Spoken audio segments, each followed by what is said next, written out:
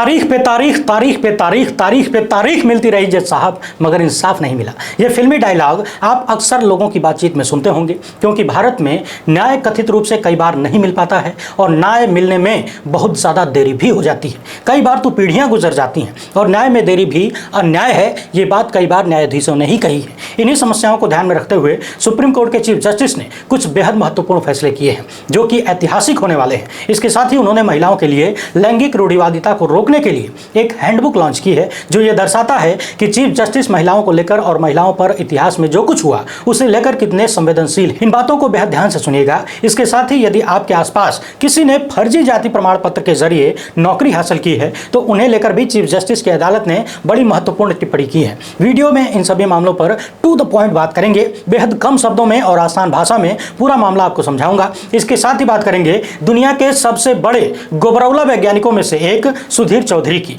जी हाँ, 2000 के नोट में सबसे पहले नैनो चिप का आविष्कार इन्होंने ही किया था। इस बार इस व्यक्ति ने सारी हदें पार कर दी हैं, गिरने की सारी हदों को इसने पार कर दिया है। और यही बात, इनका नया कारनामा जब आप सुनेंगे तो आपकी जबान से भी निकलेगा कि इस बार तो इसने हद कर दी है। सत्ता के इस चाटुकार ने हमारे आपके पूर्वजों को और उनके संघर्षों को नगण्य बताने का प्रयास किया है। इस लपट झंडिस पे विस्तार से बात करेंगे। इसके साथ ही बात होगी इन महाशय की। जानते तो आप होंगे ही, नहीं जानते हैं तो बता दें, भाजपा IT सेल के मुखिया अमित मालवीय हैं। इन्होंने एक नया और तगड़ा वाला झूठ परोसा है, जो कि इनका रोजमर्रा का काम है। मगर इस बार हुआ यह है कि एक पायलट ने इन्हें रॉकेट पे बैठा के नीचे से आग लगा दी है। इस मामले को बड़े ध्यान से देखिएगा। पिछले दिनों हमने आपको बताया था कि अशोका यूनिवर्सिटी के एक असिस्टेंट प्रोफेसर ने 2019 के लोकसभा चुनाव में तथाकथित हेराफेरी की आशंका जताई थी और बताया था कि किस तरीके से बीजेपी को बहुत बड़ी जीत हासिल हुई 2019 के लोकसभा चुनाव में। अब इस मामले में एक नई और चौंकाने वाली खबर सामने आई है, और चौंकाने से ज्यादा ये शर्मनाक खबर है इस देश के लिए। लड़कियों और महिलाओं की तरफ गलत निगाह रखने वाले नौजवान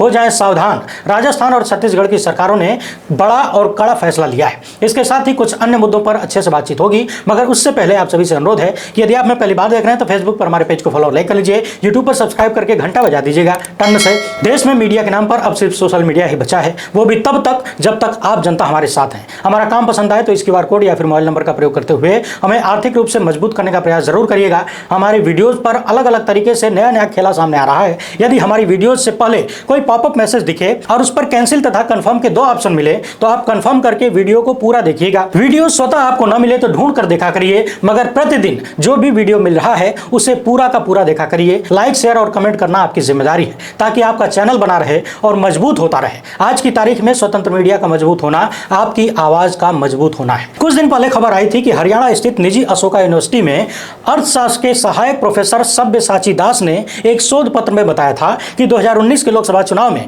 हेरफेर की संभावना आरोपित होती है। और इस रिसर्च में उन्होंने यह भी बताया था कि जिन भी राज्यों में बीजेपी की सरकारें थीं, वहां पर क्लोज फाइट में, यानी कि जहां जीत और हार का अंतर बहुत कम था, और यदि उस राज्य में बीजेपी की सरकार थी तो ज्यादातर मामलों में बीजेपी का उम्मीदवार जीत गया। यह मामला जैसे ही सामने आया, बीजेपी नेताओं ने इस पर कड़ी प्रतिक्रिया दी और तुरंत अशोका यूनिवर्सिटी ने इस मामले से खुद को अलग कर लिया। हालांकि दुनिया भर में अशोका यूनिवर्सिटी के इस कदम की भयंकर आलोचना हुई, मगर हमने उस वक्त भी संदेह जताया था कि अशोका यूनिवर्सिटी के बगल से यदि कहीं कोई धार्मिक यात्रा निकल गई तो अशोका यूनिवर्सिटी का क्या होगा, उसके कैंपस का क्या होगा। हालांकि अशोका यूनिवर्सिटी ने तो खुद को अलग करके रास्ता निकाल लिया, मगर जिस असिस्टेंट प्रोफेसर ने अपनी रिसर्च में ये सब कुछ बताया था, ये सारी बातें लिखी थी, वो अपनी बातों पर अडिग रहे। भले ही 14 अगस्त को उन्हें अशोका यूनिवर्सिटी से बाय बाय टाटा कहना पड़ा।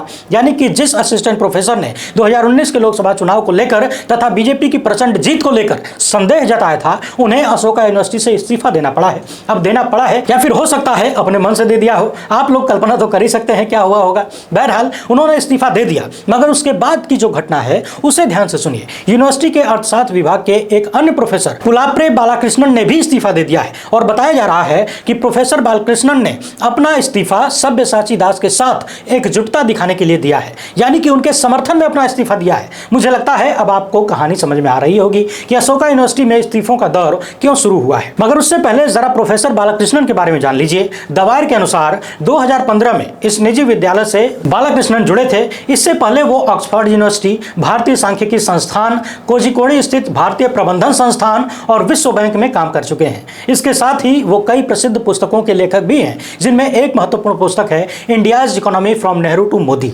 यानी कि इतने बड़े विद्वान ने, इतने महत्वपूर्ण व्यक्ति ने अशोका यूनिवर्सिटी से इस्तीफा दिया है, वो भी उस असिस्टेंट प्रोफेसर के समर्थन में जिन्होंने 2019 से आम चुनाव को लेकर संदेह जताया था। हालांकि दवायर ने यह भी बताया है कि अभी तक अशोका यूनिवर्सिटी ने प्रोफेसर बालकृष्णन के इस्तीफे की घोषणा नहीं की है, मगर इस तरह की खबरें भारत में शैक्षणिक स्वतंत्रता की स्थिति के बारे में चिंता पैदा करने वाली है। मगर आप लोग टेंशन मत लीजिए, जब नाले में पाइप डालकर उसकी गैस से चाय बनाया जा सकता है तो फिर पढ़ लिख के क्या करेंगे भाई, क्या जरूरत है पढ़ाई लिखाई की। उधर कर्नाटक के नए मुख्यमंत्री सिद्धरामैया ने घोषणा की है कि राष्ट्रीय शिक्षा नीति 2020 को हाल ही में भाजपा सरकार ने आनन फानन में कर्नाटक में लागू कर दिया था। अगले शैक्षणिक सत्र से कर्नाटक के संस्थानों से इसे वापस ले लिया जाएगा। हालांकि उन्होंने यह स्पष्ट किया है कि सत्र के मध्य में छात्रों को असुविधा से बचाने के लिए वर्तमान शैक्षणिक वर्ष में वो जारी रहेगा, लेकिन अगली बार इसे हटा दिया जाएगा। नई शिक्षा नीति को लेकर मोदी सरकार ने खूब सारी बड़ी बड़ी बातें कही थी, टेक्नोलॉजी का भरपूर प्रयोग करने की बातें खूब कही गई थी इसमें, मगर वो सारी व्यवस्था कहां से आएगी, कब आएगी, ये सारी बातें सामने नहीं आई। कर्नाटक के मुख्यमंत्री ने कहा है कि इस शिक्षा नीति से छात्रों, अभिभावकों, व्याख्याताओं और शिक्षकों द्वारा एक साथ विरोध किया जा रहा है। भाजपा ने इस नीति को देश में लागू किए बिना कर्नाटक में पहली बार लागू करके देश के छात्रों के हितों के साथ उपेक्षा की है। आपको याद होगा, कर्नाटक की किताबों समेत देश भर के अन्य राज्यों में जहां जहां बीजेपी की सरकारें हैं, बहुत सारे महत्वपूर्ण चैप्टर्स को हटा दिया गया और बहुत सारे कथित अनुपयोगी चीजों को जोड़ दिया गया। राजनीतिक द्वेष के कारण ऐसा आरोप सामने आता रहा है, मगर सरकार बदलने के बाद फिर से अब सब कुछ धीरे धीरे बदलने लगा है। उधर छत्तीसगढ़ की सरकार ने घोषणा किया है कि बलात्कार और छेड़छाड़ के आरोपियों को सरकारी नौकरी नहीं दी जाएगी। दैनिक भास्कर के अनुसार स्वतंत्रता दिवस भाषण में वहां के मुख्यमंत्री भूपेश बघेल ने कहा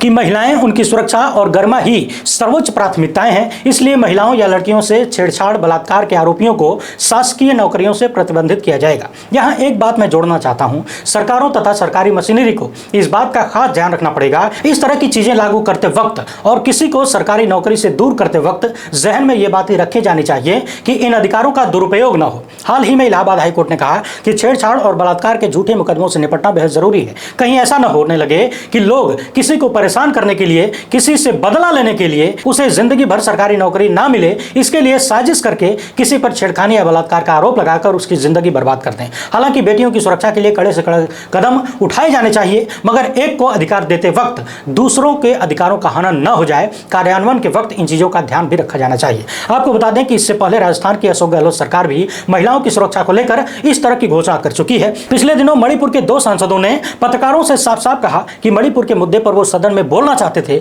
मगर उन्हें बोलने नहीं दिया गया। बाकी लोकतंत्र की अम्मा बहुत मजबूत हो रही है। इस बात को ध्यान में रखते हुए कल्पना करके देखिए, जब संसद भवन में जनप्रतिनिधि की आवाज दबा दी जाएगी, उसके मुंह पर ताला लगा दिया जाएगा, उससे बोलने नहीं दिया जाएगा, तो फिर आम जनमानस का क्या होगा। अब पहले बात कर लेते हैं सुप्रीम कोर्ट से संबंधित मामलों की, मगर उससे पहले 2-4 लाइन और सुन लीजिए। कल स्वतंत्रता दिवस के मौके पर लाल किले से प्रधानमंत्री जी अपने भाषण में 200 करोड़ कोविड टीकाकरण संभव बनाने के लिए आंगनबाड़ी और आशा कार्यकर्ताओं की सराहना कर रहे थे, मगर सच्चाई यह है कि कम पैसा मिलने और असुरक्षा का मसला उठाते हुए राष्ट्रीय स्तर पर आंगनबाड़ी समेत इन सारी महिलाओं ने हड़ताल की धमकी दी। इसी तरीके से याद करिए, कोरोना के दौरान डॉक्टरों तथा अन्य मेडिकल स्टाफ के ऊपर हेलीकॉप्टर से फूल बरसाया जा रहा था, मगर आपको याद होगा उसके बाद गोरखपुर से लेकर दिल्ली तक तमाम ऐसे मेडिकल क्षेत्र से जुड़े हुए लोगों को लात मारकर बाहर कर दिया गया। यानी कि जब काम था तो हेलीकॉप्टर से फूल बरसाया गया और जब काम निकल गया तो चाय में पड़ी मक्खी की तरह निकालकर फेंक दिया गया। इसके साथ ही उन्होंने ये भी कहा कि राज्यों को दिया जा रहा केंद्रीय फंड कई गुना बढ़ा दिया गया है, मगर सच्चाई ये है कि बहुत सारे राज्य लगातार केंद्र सरकार पर आरोप लगा रहे हैं कि केंद्र सरकार उनका बकाया जीएसटी कलेक्शन भी नहीं दे रही है। यानी कि जो राज्यों का अधिकार है, जो उनका हिस्सा है, वो भी केंद्र सरकार मार के बैठ जा रही है। और इसमें बीजेपी के बहुत सारे राज्य शामिल हैं, बीजेपी शासित राज्य भी शामिल है, मगर चूंकि बोलने में जाता ही क्या है, बोल दो, जो मन में आए वो बोल दो। हमारे देश में लोग कहते हैं कि ईश्वर 3 चीजों से बचाए, डॉक्टर, पुलिस और कोर्ट। इस तरह की चर्चा आम है, मगर कभी कभी सिस्टम में कुछ ऐसे लोग भी आ जाते हैं जो सिर्फ सिस्टम से लेते ही नहीं बल्कि ज्यादा से ज्यादा दे पाने की भी कोशिश करते हैं। पिछले कई महीनों से देखा जा रहा है, जब से नए चीफ जस्टिस ने पदभार संभाला है, उन्होंने ऐसे कई फैसले लिए हैं जिससे आने वाले सालों में भारत की न्याय व्यवस्था में महत्वपूर्ण बदलाव देखने को मिल सकता है। कोर्ट के आदेशों तथा फैसलों को क्षेत्रीय भाषाओं में ट्रांसलेट करने का मामला हो, आपने शायद ध्यान दिया होगा, प्रधानमंत्री ने भी लाल किले से इस बात की सराहना की थी। हाल फिलहाल में चीफ जस्टिस ने कोर्ट परिसर में तमाम तरीकों की सुविधाओं की कमी को लेकर चिंता जताई थी तथा उसे बेहतर करने के प्रयास पर फोकस किया था। 15 अगस्त के मौके पर चीफ जस्टिस डीवाई चंद्रचूड़ ने सुप्रीम कोर्ट के लिए कुछ बड़ी घोषणाएं की, जिसमें 27 नए कोर्ट रूम तथा वकीलों के लिए अतिरिक्त सुविधाएं बनाने की बात कही है। उन्होंने कहा है कि यह परियोजना 2 चरणों में पूरी की जाएगी। इसमें 27 नए कोर्ट रूम बनाए जाएंगे, 4 रजिस्ट्रार्ड कोर्ट रूम बनाए जाएंगे और वकीलों तथा अन्य लोगों के लिए अतिरिक्त सुविधाएं शामिल की जाएंगी। चीफ जस्टिस ने कहा कि हमने अपना प्रस्ताव केंद्र सरकार को सौंप दिया है और फाइल न्याय विभाग के पास है। बजट सहित विस्तृत योजना तैयार कर ली गई है। मुझे यकीन है इस पर कानून मंत्री और न्याय विभाग की ओर से सबसे अच्छा ध्यान दिया जाएगा। इसके साथ ही 27 एडिशनल कोर्ट्स तथा 51 जज चैम्बर की बात भी सामने आ रही है। बताया जा रहा है कि सुप्रीम कोर्ट परिसर के कुछ भवनों को हटाकर वहां सुविधानुसार नई बिल्डिंग बनाई जा सकती है। इसके साथ ही चीफ जस्टिस ने लंबा चौड़ा प्लान पूरे देश की कोर्ट्स को एक साथ ज्वाइन करने का भी बनाया है, यानी कि टेक्नोलॉजी का प्रयोग भर भर कर न्यायिक व्यवस्था में करने का प्लान है। निश्चित रूप से आने वाले दिनों में इन चीजों का लाभ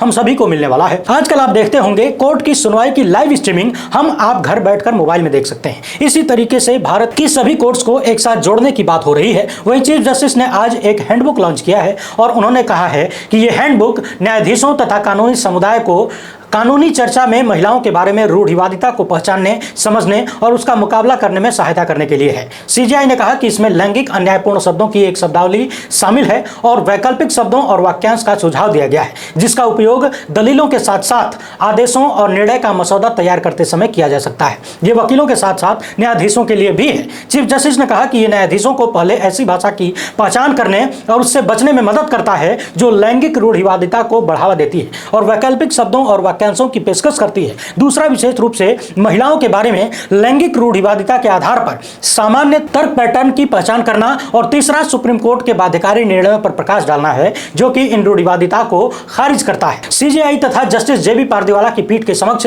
एक मामले में उन्होंने कहा कि जो व्यक्ति पद के लिए अयोग्य है उन्हें संरक्षण देने से सुशासन पर नकारात्मक प्रभाव पड़ता है। आगे कहा गया कि गलत जाति प्रमाण पत्र के आधार पर आरक्षित पदों पर नौकरी पाने वालों को बर्खास्त किया जा सकता है, यानी कि यदि किसी ने आरक्षण का लाभ लेने के लिए गलत जाति प्रमाण पत्र का प्रयोग किया है तो उसे नौकरी से बाहर निकाला जा सकता है। वहीं सुप्रीम कोर्ट में एक याचिका में मीडिया को विनियमित करने के लिए भारत सरकार को भारतीय प्रसारण नियामक प्राधिकरण का गठन करने का निर्देश देने की मांग की गई थी, यानी कि भारत सरकार को ऐसी व्यवस्था बनाने के लिए निर्देशित किया जाए जिससे वो मीडिया को कंट्रोल कर सके।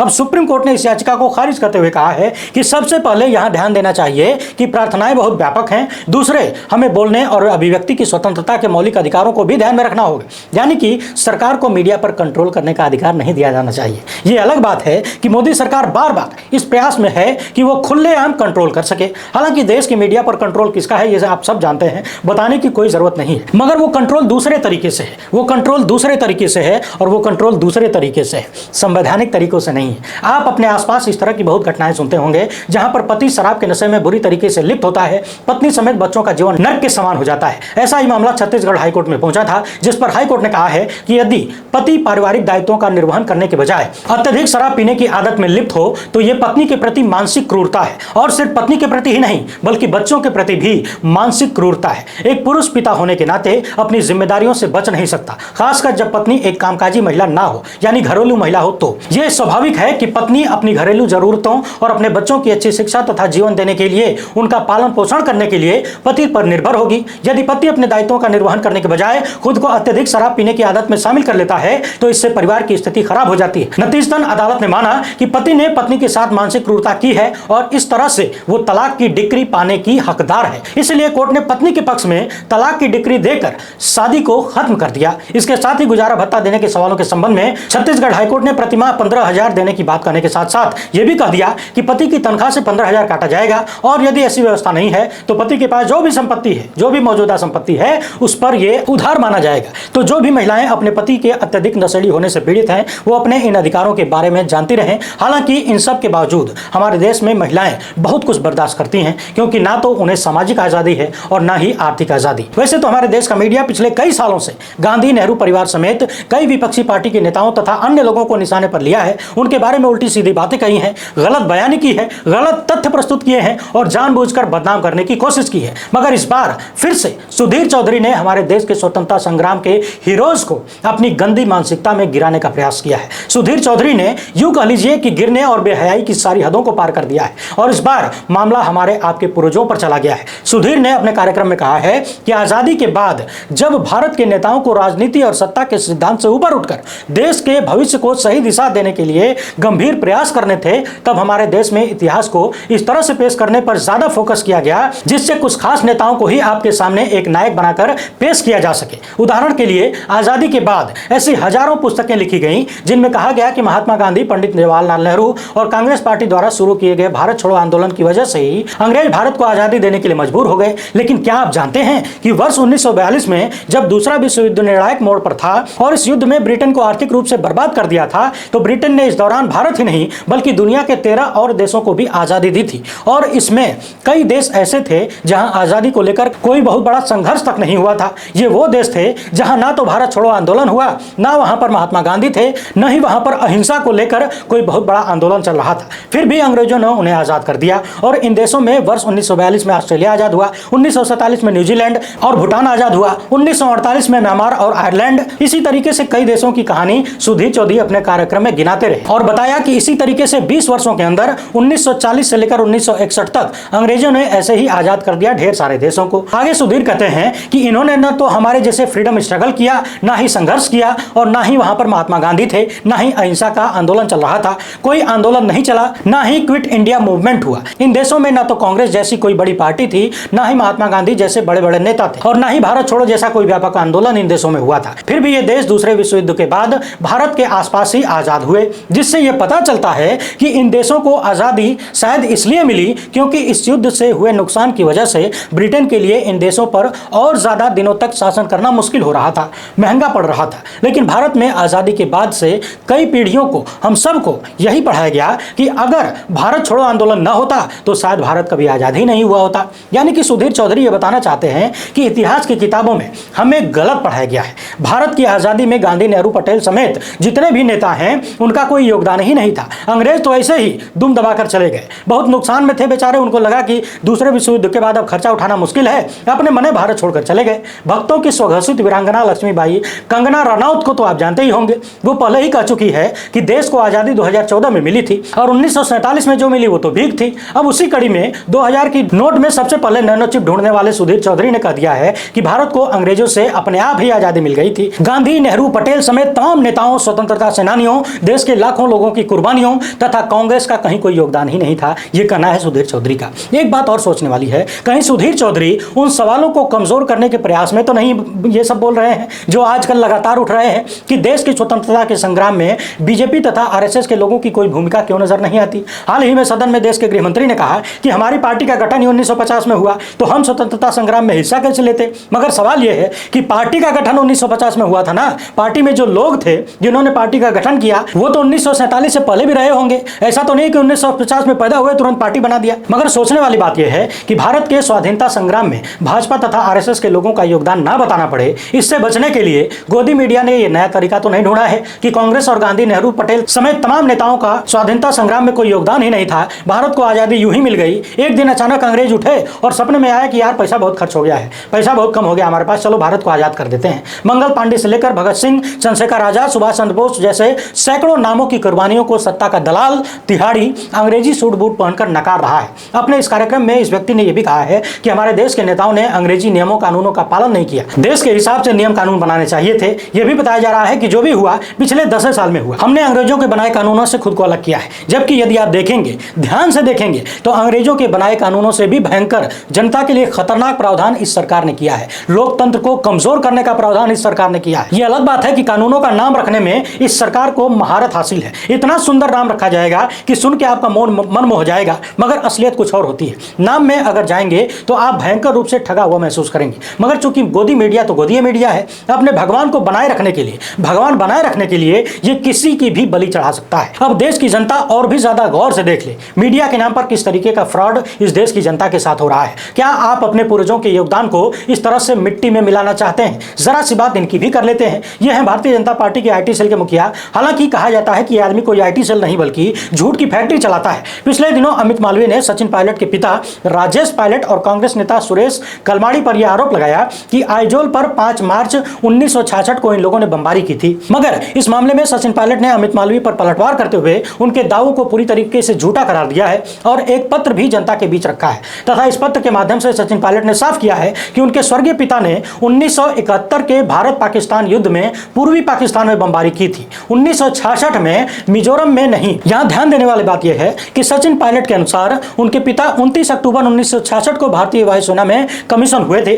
ध्यान रखिएगा, अक्टूबर अक्टूबर 1966 में, जबकि मिजोरम में बमबारी 5 मार्च 1966 को हुई थी। यानी कि एक व्यक्ति जो अक्टूबर में, उसी साल के अक्टूबर में पद संभालता है, उस पर आरोप लगाया जा रहा है कि उसने मार्च में ही बमबारी कर दी। अब सोचने वाली बात यह है कि सेना में भर्ती होने से पहले ही कोई आदमी बमबारी कैसे कर सकता है। यानी एक बार फिर से अमित मालवीय के मुंह पर जबरदस्त तमाचा लगा है, लेकिन इन लोगों को तमाचों का कोई असर नहीं होता है। वैसे एक बात और कही जा सकती है, जब प्लेटफॉर्म बनने से पहले कोई विश्वगुरु टाइप का आदमी वहां पर चाय बेच सकता है, नाले में पाइप डालकर उसकी गैस से चाय बनाई जा सकती है, इंटरनेट आने से पहले कोई ईमेल कर सकता है, जिस जमाने में लोग कैमरा जानते ही नहीं थे उस जमाने में डिजिटल कैमरे का प्रयोग किया जा सकता है, बादलों के पीछे जाने से रडार काम करना बंद कर देता है, तो सेना में भर्ती होने से पहले कोई बम क्यों नहीं गिरा सकता भाई। अमित मालवीय की हरकतों को देखकर भोजपुरी की एक कहावत याद आती है कि 100 जूता खाए तमाशा घुस के देखो। अब मालवीय के तमाशे से अलग हो जाइए और अपने देश की असली तस्वीर देखिए। पिछले कई सालों से देश में नफरत का जबरदस्त माहौल तैयार करने की कोशिश हो रही है। किन लोगों के माध्यम से हो रही है ये आप सब जानते हैं, उसके पीछे वजह क्या है वो भी आप जानते हैं। वजह है कुर्सी बनाए रखना, कुर्सी पर बने रहना, मगर नफरत से कुछ लोगों की कुर्सी मजबूत हो सकती है, ये देश और इस देश का भविष्य नहीं। इसीलिए उन नफरतबाजों को जवाब देने के लिए मैंने आप सभी से अपील की थी कि अपने आसपास अपने मित्रों, पड़ोसियों या फिर कोई भी संबंधी जो दूसरे धर्म का व्यक्ति है, आपके साथ जुड़ाव रखता है, उसके साथ तस्वीरें लीजिए, अपने संबंधों के बारे में लिखिए, बताइए कि किस तरीके से आप लोग मिलजुल कर रहते हैं और ऐसे ही रहना चाहते हैं। ऐसी तस्वीरों को सोशल मीडिया पर ज़्यादा से ज़्यादा संख्या में शेयर करिए। आप चाहें तो हमें भी भेज सकते हैं, हम अपने कार्यक्रम में उन तस्वीरों को दिखाएंगे। हमारा कार्यक्रम अच्छा लगा हो तो ज़्यादा से ज़्यादा लोगों तक पहुँचाइएगा। चैनल को फॉलो, सब्सक्राइब, लाइक वगैरह करते रहिए। आप लोग कर देते हैं, बहुत अच्छी बात है। हमसे जुड़ने के लिए बहुत बहुत धन्यवाद। जय हिंद।